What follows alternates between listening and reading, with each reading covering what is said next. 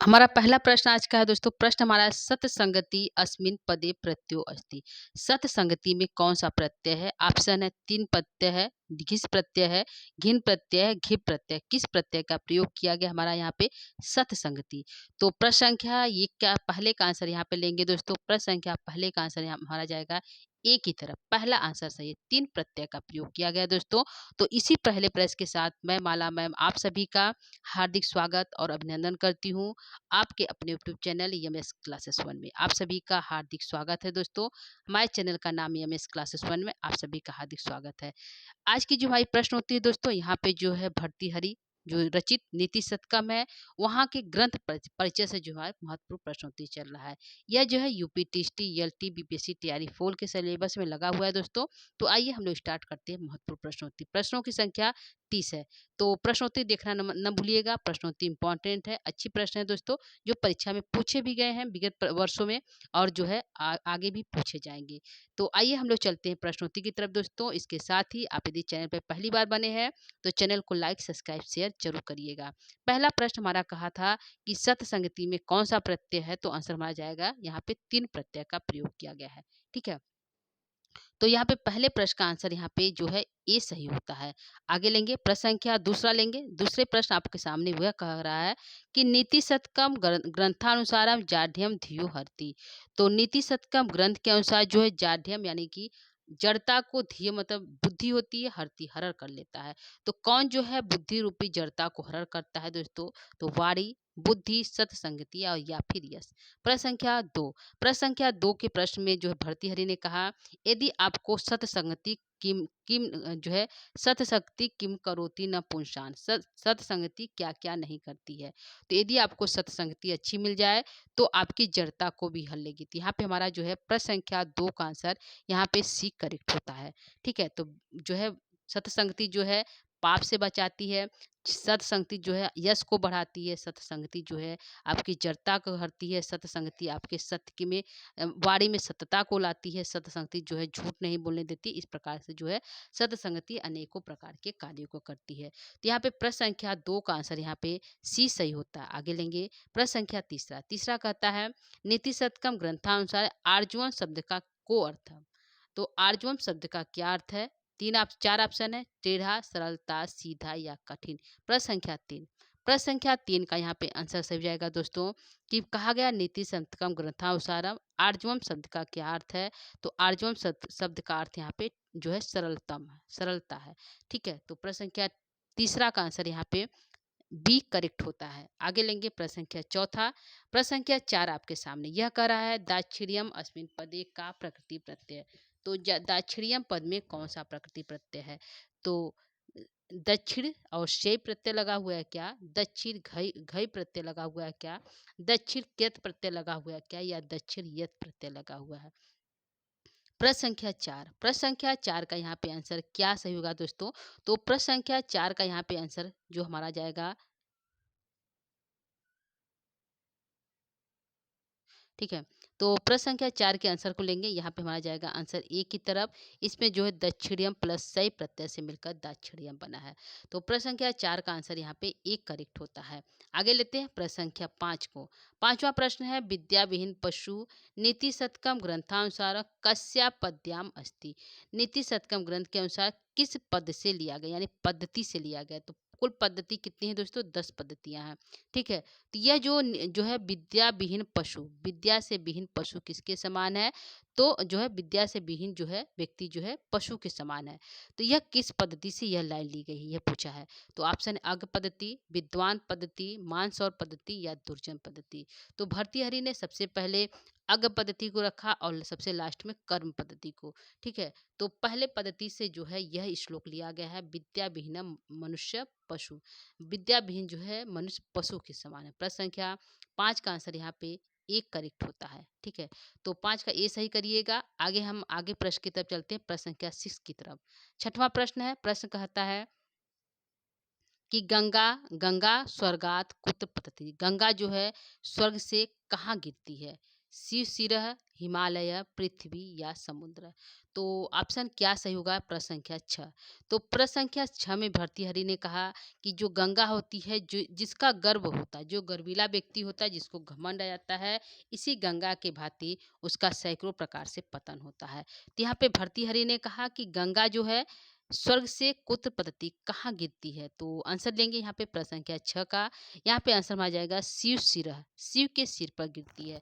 तो सबसे पहले गंगा स्वर्गात से शिव के सिर पर गिरती है। यदि यहाँ प्रश्न पूछा गंगा शिव शिरः कुत्र पतती, शिव के सिर से कहाँ गिरती है? तो आंसर में आ जाएगा हिमालय। प्रश्न फिर बनेगा कि गंगा हिमालय कुत्र पतती, हिमालय से कहाँ गिरती है? तो पृथ्वी। फिर पृथ्वी से गंगा कहाँ जाती है? तो समुद्र। लास्ट में कहाँ चली जाती है? समुद्र में। तो इस प्रकार से प्रश्न हमारे यहाँ से कई प्रश्न बन जाएंगे। तो इसको आप इस प्रश्न बना जो है प्रश्न को भी ध्यान रखिएगा।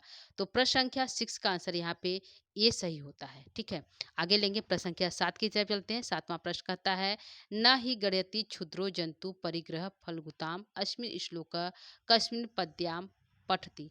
यह जो है किस पद्धति से लिया गया है?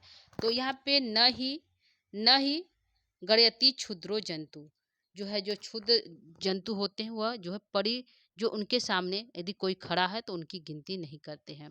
तो यहाँ पे यह किस पद्धति से लिया गया है? अज्ञ पद्धति, विद्वान पद्धति, मानसौर पद्धति या फिर दुर्जन पद्धति।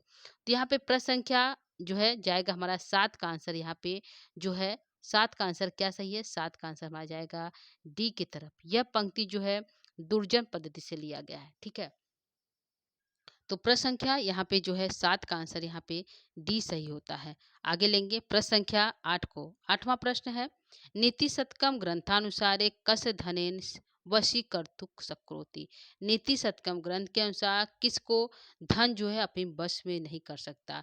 तो अज्ञ, राज्ञ, विद्वान, निर्धन या दुर्जन। किसको जो है धन अपने वश में नहीं करता है? राजा को, विद्वान को, निर्धन को या दुर्जन को।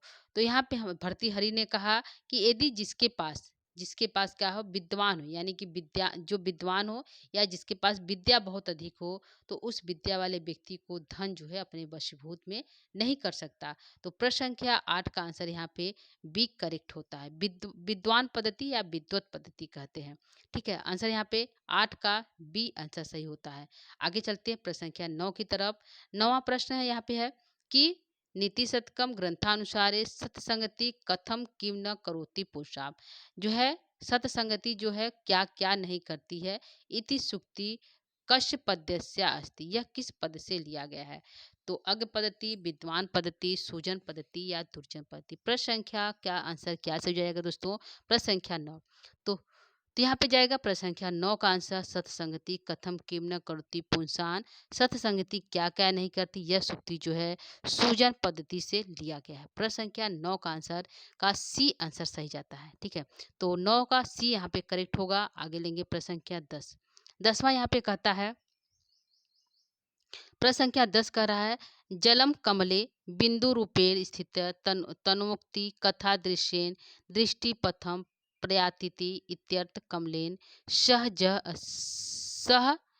इत्यर्थ कमलेन सह जल का संबंध। इसमें कमल कमल के साथ जल का कौन सा संबंध है? तो भर्तृहरि ने एक श्लोक में कहा है कि जो जल होता है जल का जो है 3 रूप होते हैं। यह जल यदि किसी गर्म तवे पे पड़े, किस पर? गर्म तवे।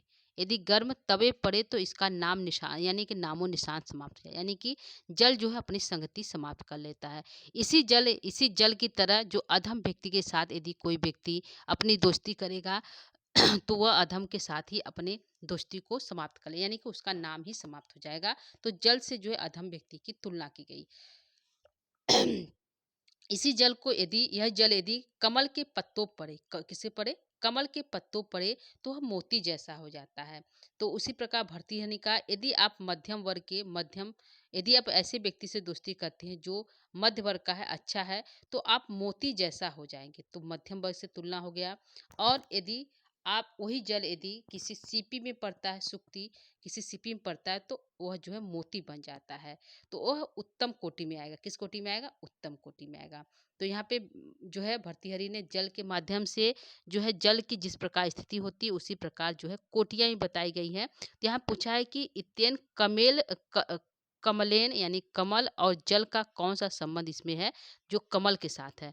तो यदि गर्म तवे पर होगा तो अध्यम का होगा, यदि सीपी के साथ होगा तो उत्तम होगा, तो यहाँ कमल के साथ है तो आंसर में आ जाएगा जो है सी की तरफ मध्यम का होगा। ठीक है, तो यहाँ पे प्रश्न संख्या 10 का आंसर जो है सी करेक्ट होता है, तो सी को सही करिएगा।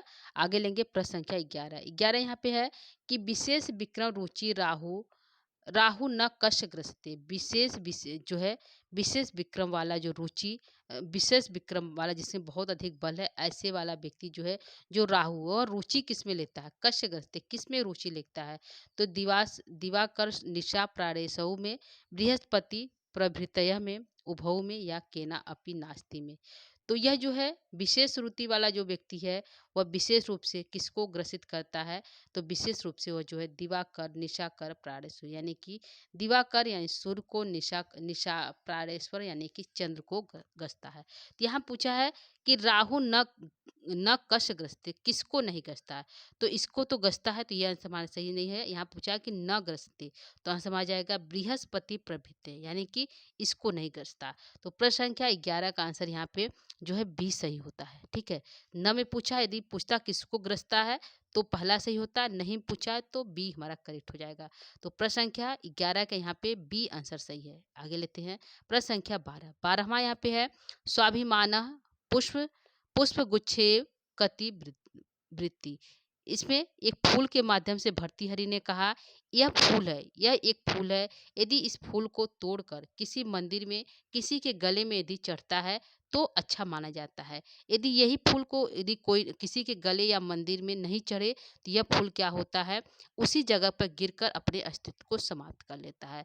इसी फूल के माध्यम से भर्तृहरि ने कहा कि उसी प्रकार स्वाभिमानव जो स्वाभिमान मानव होते हैं, या तो उस पुष्प की भांति किसी के सिर पे चढ़े, या तो उस पुष्प की भांति किसी गुफा में अपने समय को अपने जीवन को व्यतीत कर दे। तो यह जो है स्वाभिमान पुरुष से पुष्प की जो है कति वृत्ति कितनी वृत्तियां बताई गई है, तो 3 वृत्तियां, 2 वृत्तियां, 5 वृत्तियां, 6 वृत्तियां। तो कितनी वृत्तियां बताई, 2 वृत्तियां बताई। फूल की बाती जो है मानव की भी 2 वृत्तियां हैं। आंसर यहाँ पे 12 नंबर प्रश्न का बी आंसर करेक्ट होता है। ठीक है, तो बी को सही करिएगा। आगे चलेंगे प्रश्न संख्या 13 की तरफ। यहाँ पे 13वां प्रश्न आपके सामने प्रश्न है भ्रातः परवाड़ी पश्य दानवपति अस्याम पात्यायाम प्रवड़ी इति केन तात्पर्यम अस्ति। यहाँ पे कहा गया जो दानवपति परवाड़ी पस किस पर्व पे, जो दानवपति जो होता है अस्या पत्यायाम प्रवड़ी जो है उसी पर्व पर जो है इसको जो है पत्यायाम प्रवड़ी उसी पर्व पर जो है उसको ग्रसता है। तो कौन सा पर्व है, जो है अमावस्या पूर्णिमा पर्व, होली, दीपावली, दशहरा या उपयुक्त सभी। तो प्रश्न संख्या 13 का आंसर जाएगा जो राहु और केतु हैं, यह दानों जो है अमावस्या और पूर्णिमा के दो है, दिवाकर और जो है निशाकर को जो है ग्रसता है। तो यहाँ पे आंसर हमारा जाएगा प्रश्न संख्या 13 का ए आंसर सही है। आगे लेंगे प्रश्न संख्या 14 की तरफ चलते हैं। 14वां है भर्तृहरि मतानुसारे आलस्य ही केशाम शरीरो स्थो महान रिपु। भर्तृहरि के अनुसार मनुष्यों का मनुष्य मतानुसार आलस्य जो है किसका किसका जो है महान शत्रु है। तो ऑप्शन है मानवा नाम का मानवों का, मनुष्यानाम मनुष्यों का, दानवाना दानव का, या पशुआना पशुओं का। तो प्रश्न संख्या 14 का आंसर लेंगे। आंसर यहाँ पे जाएगा हमारा बी की तरफ मनुष्यों का। मनुष्यों का जो आलस्य होता है सबसे बड़ा शत्रु होता है। शरीरस्थ महान शरीर का सबसे बड़ा रिपु होता है। किसका होता है, स्वयं के शरीर का सबसे बड़ा रिपु होता है। तो प्रश्न संख्या 14 का आंसर यहाँ पे बी करेक्ट होता है। आगे चलेंगे प्रश्न संख्या 15 की तरफ। यहाँ पूछा है कि परिवर्तनी संसारे कस जात सार्थकम भवति। इस परिवर्तन रूप संसार में किसका जन्म लेना सार्थक होता है। तो भर्तृहरि ने कहा कि इस परिवर्तनशील संसार में जन्म लेना और मरना ये तो सभी करते हैं, लेकिन उन्हीं का जन्म लेना और मरना सार्थक होता है जो अपने देश और राज्य की उन्नति करते हैं। तो यहाँ पे ऑप्शन दिया है क्या करते हैं जिससे उनका जन्म लेना सार्थक कहलाता है। तो एन जातेन वंशा उन्नति, अपने वंश की उन्नति करते हैं, उनका जन्म लेना सार्थक है। एन जातेन धर्म, अपने वंश जन्म लेकर अपने धन की उन्नति करते वह सार्थक होते हैं। कि जन्म लेकर ईश्वर अपना ईश्वर फैलाते वह उन्नति होते हैं। कि या जन्म लेकर दरिद्रम दरिद्र होते वह उन्नति होते हैं। तो यहाँ पे आंसर जाएगा भर्तृहरि ने कहा कि इस पृथ्वी पर जो जन्म लेकर अपने वंश को आगे बढ़ाएं, अपने देश को आगे बढ़ाएं, यश फैलाएं, ऐसे व्यक्ति का जन्म लेना सार्थक कहलाता है। तो आंसर यहाँ पे हमारा जो है ये सही होता है प्रश्न संख्या 15। आगे लेंगे प्रश्न संख्या 16 को लेते हैं। यहाँ पे है नीति सत के ग्रंथे कह समुचिति सुमेलितम अस्ति। यहाँ पे सुमेलित करना है। तो यहाँ पे सुमेलित यह करना है, 4 ऑप्शन है दोस्तों, ऑप्शन में देखिएगा। यहाँ पे 4 मैचिंग करना है, मिलाना है। तो यहाँ पे जो है कुलम कुलम यानी कि किसके जन्म लेने पर कुल नष्ट होता है, किसके न करने पर कृषि नष्ट हो जाती है, किसके न करने पर शील नष्ट हो जाता है, किसके साथ होने पर मैत्री नष्ट हो जाती है। तो यहाँ पे दिया है, तो यहाँ पे दिया खलोपासनात्, प्रणयात, अन्वेक्षणात या कुतया। तो यहाँ पे पहला जो है कि कुलम, कुल किससे नष्ट होता है, तो कुत तनयात यानी कुत जो है कुत पुत्र यानी कि गलत पुत्र के जन्म लेने पर जो है कुल नष्ट होता है। और कृषि किससे नष्ट होती है, तो अन्वेषणात्, देखभाल न करने से कृषि नष्ट हो जाती है। सीलम किससे नष्ट होता है, तो खलो उपासना, दुष्टों की उपासना करने पर, दुष्टों की संगति में रहने पर जो है सीलम नष्ट होता है। मैत्री किससे नष्ट होती है, तो मैत्री जो है अप्रणयात यानी अप्रेम के जो है दूरी बढ़ने पर जो है मैत्री नष्ट हो जाती है, यानी प्रेम न करने पर मित्रता नष्ट हो जाती है। तो आंसर यहाँ पे हमारा पहले का 5वां, दूसरे का तीसरा, तीसरे का पहला और मैत्री का और 5वें का दूसरा करेक्ट है। तो यहाँ पे आंसर हमारा जाएगा, यहाँ पे आंसर हमने लिख दिया है दोस्तों, तो आंसर हमारा ये है। तो आप इसको मैच कर सकते हैं। तो आंसर हमारा चौथा, तीसरा, पहला और दूसरा करेक्ट है। आगे लेंगे प्रश्न संख्या 17। 17वां आपके सामने है। प्रश्न कहता है नीति शतकम ग्रंथानुसारे कह धनम बिना अपि सर्वथाम संति।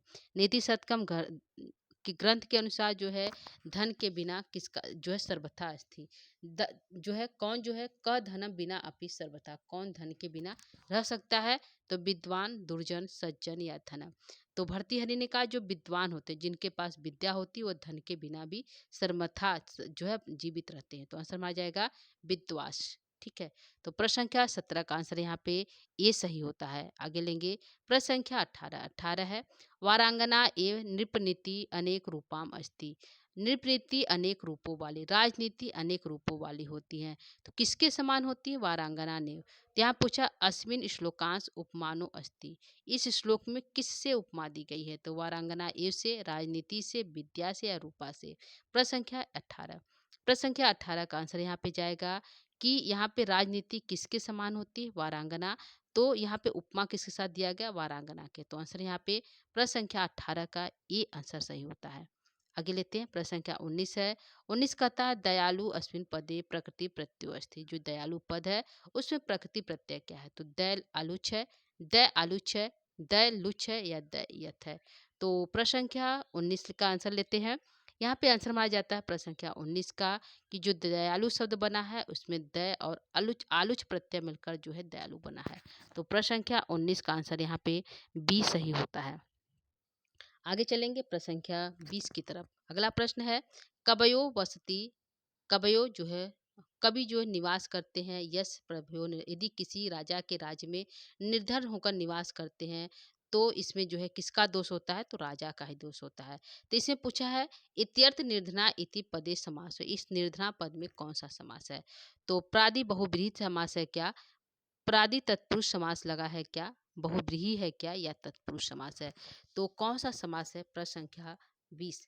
प्रश्न संख्या 20 का आंसर लेंगे दोस्तों। यहाँ पे आंसर में आ जाएगा जो है प्रादि बहुब्रीहि समास का प्रयोग किया गया, किसका, प्रादि बहुब्रीहि समास का। तो यहाँ पे 20 का आंसर यहाँ पे ये सही होता है। आगे लेंगे प्रश्न संख्या 21। 21 है गोगर्धबौ पदे समास अस्ति। गोगर्धबौ पद में कौन सा समास है, द्वंद्व है, प्रादि तत्पुरुष है, बहुब्रीहि है या फिर तत्पुरुष है। प्रश्न संख्या 21। प्रश्न संख्या 21 का आंसर यहाँ पे जाएगा गोगर्धब जो समास है इसमें जो है द्वंद्व समास का प्रयोग किया गया है। तो प्रश्न संख्या 21 का आंसर यहाँ पे ये सही होता है। आगे लेते हैं प्रश्न संख्या 22। प्रश्न संख्या 22 यहाँ पे है कि नीति शतकम ग्रंथानुसारे कह धनम चोरस गोचरम न थी। नीति शतकम ग्रंथ के अनुसार भर्तृहरि ने कहा कि ऐसा कौन सा धन है जिसको न तो चोर चुरा सकता है, न तो उसको बांटा जा सकता है, न तो भाई ले सकता है, न तो उसको देखा जा सकता है। ऐसा कौन सा धन है? तो कौन सा धन है दोस्तों? हार है क्या, खेत है क्या, विद्या है क्या, या फिर राज्य है? तो प्रश्न संख्या जो है 20 का आंसर यहाँ पे जाएगा, वह धन है विद्या रूपी धन। यदि विद्या रूपी धन किसी के पास है तो उसको कोई नहीं ले सकता, और वह विदेश में भी धन कमा सकता है, विदेश में भी उसके दोस्त हो सकते हैं। यानी कि विद्या जो है क्या क्या नहीं कराती। ठीक है, तो आंसर यहाँ पे जो है 22 का सी आंसर सही होता है। आगे लेंगे प्रश्न संख्या 23। प्रश्न संख्या 23 कर रहा है कि का पद्धति निरूपणान अंतरम दुर्जन पद्धति निरूपयति। किस पद्धति के बाद जो है दुर्जन पद्धति आता है? तो यहाँ पे हमारी पद्धति की गई है दोस्तों। पहले पद्धति का नाम है अज्ञ पद्धति, दूसरे पद्धति का नाम हमारा विद्वान पद्धति, तीसरे का नाम है परोपकार पद्धति, चौथे का नाम हमारा यहाँ पे है मानसौर सॉरी दोस्तों, गलत हो गया। पहला हमारा है अज्ञ पद्धति, दूसरा है विद्वान, तीसरा है मानसौर पद्धति, और चौथा हमारा यहाँ पे है अर्थ पद्धति, और जो है पांचवा हमारा हो जाएगा अर्थ पद्धति के बाद है तो दुर्जन पद्धति आएगा। दुर्जन है तो सज्जन आएंगे, सज्जन आएंगे तो परोपकार होगा, परोपकार हो जाएगा तो धैर्य, धर पद्धति रखेंगे, धैर्य हो जाएगा तो हमारा दैव पद्धति, और लास्ट में हमारी होगी कर्म पद्धति। इस प्रकार 10 पद्धति है। तो दुर्जन पद्धति के बाद, दुर्जन पद्धति किस पद्धति के बाद आया? तो जो है यहाँ पूछा है कि दुर्जन पद्धति निरूपण, दुर्जन पद्धति किस पद्धति के बाद आया? तो यहाँ पे हमारा अर्थ पद्धति के बाद जो है दुर्जन पद्धति आता है। तो प्रश्न संख्या 23 का आंसर यहाँ पे जो है 20 सही होता है। ठीक है, आगे लेंगे प्रश्न संख्या 24। 24 है नीति शतकम ग्रंथानुसारे कति प्रकृति सिद्धम इदम दुरात्मना अस्ति। नीति शतकम ग्रंथ के अनुसार प्रकृति जो सिद्ध है किसकी दुरात्मा जो है कितनी दुरात्मा होती है? 5, 6, 7 या 8? प्रश्न संख्या 24। प्रश्न संख्या पूछा है कि दुरात्माएं कितनी होती हैं? तो यहाँ पर आंसर जाएगा दुरात्माएं जो है बुरी आत्मा, दुष्ट लोग कितने होते हैं? 6 प्रकार के होते हैं। तो प्रश्न संख्या 24 का यहाँ पे बी आंसर सही होता है। आगे चलेंगे 25 प्रश्न की तरफ। पांचवा है जम्बू अंकम अंकम गतम अपि त्यक्तवा का। कौन जो है गोद में आए हुए सियार को भी त्यक्तवा त्याग देता है? तो यह जो है लाइन जो है किस पद्धति से है दोस्तों? तो यह मानसौर पद्धति से है। किसके बारे में कहा गया है? सिंह के बारे में कहा गया है। सिंह के माध्यम से जो है मानव को उपदेश दिया गया है। तो यह जो है कौन त्याग देता है? सिंह, अश्व, गज या फिर बाघ? तो यहाँ पे जो है आंसर जाएगा प्रश्न संख्या 25 का सिंह के यदि गोद में जो है जम्बुक भी आ जाए तो वह तो त्यक्तवा वो त्याग देता है। और जो किसका शिकार करना चाहता है वह जो है गज रूपी, गज का शिकार, उसके कपोलों का शिकार करना चाहता है। तो यहाँ पे जो है आंसर जाए किसको त्यक्तवा? तो जम्बुक, जम्बुक जो है कह त्यक्तवा कौन त्याग देता है? तो सिंह त्याग देता है। आंसर यहाँ पे 25 का ए सही होता है। आगे चलेंगे प्रश्न संख्या 26। 26 है नीति शतकम ग्रंथानुसारे सिंहो सिंहो निहंती कह। सिंह किसको मारना चाहता है? निहंती मतलब मारना चाहता है। तो श्वा को, अश्व को, दीपक या फिर बाघ को? तो यहाँ पे हमारा जाएगा प्रश्न संख्या जो है 26। प्रश्न संख्या 26 का आंसर है नीति शतकम ग्रंथ के अनुसार जो सिंह जो है निहंती का किसको मारना चाहता है? तो दीपम, हाथी को, मद रूपी हाथी को मारना चाहता है। दीपम का अर्थ भी हाथी होगा। तो यहाँ पे हमारा आंसर प्रश्न संख्या 26 का आंसर यहाँ पे सी सही होता है। आगे लेंगे प्रश्न संख्या 27। प्रश्न संख्या 27 कहता है दोस्तों यहाँ पे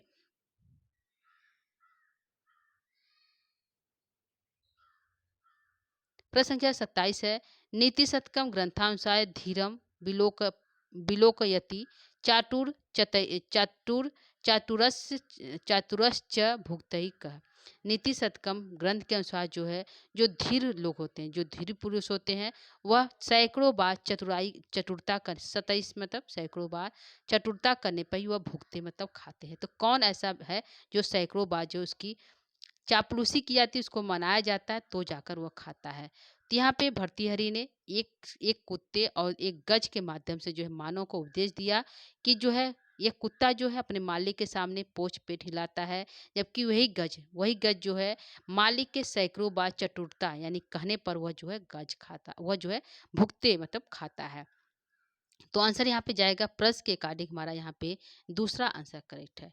धीरम बिलोकयति चाटुरस्य भुक्ते, धीर पुरुष की तरफ जो है कई बार चतुरता करने पर वो खाता है। तो आंसर यहाँ पे हमारा कौन खाता है? गज पुंगवस्त, गज जो होता है वह खाता है। तो यहाँ पे 27 का आंसर यहाँ पे बी सही होता है। आगे लेंगे प्रश्न संख्या 28। 28 है कुलिशा शब्द को अर्थ है। कुलिश शब्द का क्या अर्थ है? तो इंद्र है, वज्र है, तलवार है या फिर भाला है। प्रश्न संख्या 28।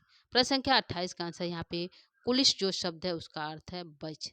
यह वज्र जो है कुलिश मघवा, जो इंद्र जो है अपने हाथों में वज्र लेकर जो है जो हिमालय इत्यादि के पंख काटने के लिए निकले थे। तो यहाँ पे हमारा आंसर जाएगा वज्र। कुलिश का क्या अर्थ है? तो वज्र अर्थ है। 28 का बी आंसर करेक्ट है। आगे ये हमारा 28, 29, यहाँ पे अंतिम प्रश्न हो गया दोस्तों। एक प्रश्न यहाँ पे डिलीट हो चुका है। प्रश्न हमारा है वह थी भुवन श्रेणी फड़ा फलक स्थिता का। यहाँ पे भुवन मतलब वहन करती है, फड़ा फलक फड़ फड़ रूपी फलक पर स्थित है। तो किसके फड़ रूपी फलक पर? यह पृथ्वी, भुवन मतलब भुवन, वहती मतलब वहन करती, भुवन मतलब पृथ्वी। यह पृथ्वी किसके फड़क पर स्थित है? किसके ऊपर स्थित है, खड़ी है? तो विष्णु, शिव जी, शेषनाग या कमठ पट्टिका। तो यह जो जो है यह जो कहा जाता है हमारे इतिहास में कि यह जो है भुवन, यह जो पृथ्वी है वह शेषनाग के फड़क पर स्थित है। कहाँ पे स्थित है? फड़क, फड़ा फलक है, उसके फड़क रूपी फल फड़ पे जो है यह पृथ्वी स्थित है। तो यहाँ पूछा भुवन श्रेणी बहती भुवन श्रेणी फड़ा फलम स्थिता।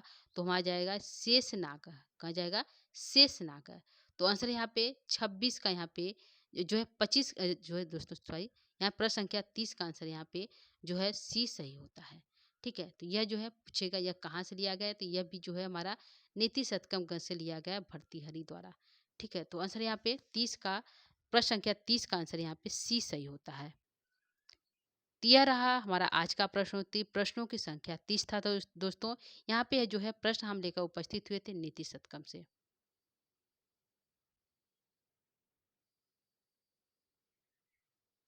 ठीक है, तो यह थी आज की हमारी प्रश्नोत्तरी। प्रश्नों को यहीं पे हम समाप्त करेंगे। 30 प्रश्न यहाँ पे समाप्त हो गए नीति शतकम से। यहाँ पे कुछ और प्रश्न हमारे जो है बचे हुए हैं ग्रंथ परिचय से, तो उसको लेकर हम जरूर उपस्थित होंगे दोस्तों। तो आज के लिए इतना ही करेंगे। और जो है हमारी प्रश्नोत्तरी कैसा लगा, यदि आपको अच्छा लगा तो आप लाइक सब्सक्राइब शेयर जरूर करिएगा, अपने दोस्तों तक इसको जरूर पहुँचाइएगा। तो आप सभी का बहुत बहुत धन्यवाद वीडियो देखने के लिए। और यदि कोई सुझाव हो तो भी दीजिएगा। ठीक है, कमेंट बॉक्स के माध्यम से आप हमें सुझाव भी दे सकते हैं, बता सकते हैं यदि हमारे अंदर कुछ कमी हो तो। ठीक है, तो आज के लिए इतना ही दोस्तों। नमो नमः, नमः संस्कृताय, धन्यवाद। और जो है अगली कक्षा जो है पुनः कल लेकर उपस्थित होंगे। थैंक यू, धन्यवाद।